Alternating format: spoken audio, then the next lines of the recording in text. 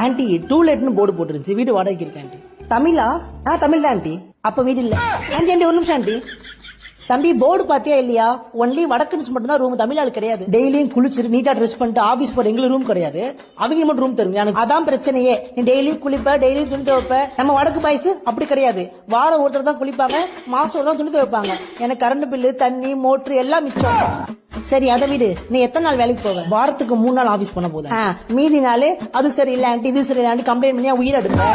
நம்ம வடக்கு பாய்ஸ் வாரத்துக்கு 7 நாள் வேலைக்கு போயிருவான். காலைல 9 மணி போய் நைட்டு 9 மணி தான் வீட்டுக்கு வருவான். எந்த பிரச்சனையும் கிடையாது. இல்ல ஆண்டி என்ன சொல்ல, பைக் வச்சிருக்கியா? 2 பைக் இருக்கு ஆண்டி.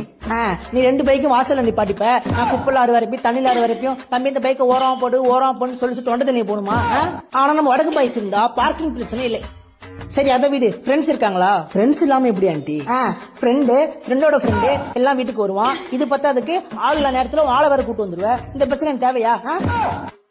இது எல்லாத்தையும் விடு, தேதி ஒண்ணானா போதும். தேதி வந்து இந்தாக்கா வாடகை பொண்ணு கை மேல பணத்தை கொடுத்துருவோம். ஆனா நீங்க அக்கா சம்பளம் இந்த மாசம் லேட்டு, உன் ஸ்கேனரை கொஞ்சம் காட்டு அப்படின்னு ஜிபேல பணத்தை போட்டா சுத்தி டவர் எல்லாமே தாலியா இருப்பீங்க. எனக்கு தேவையா?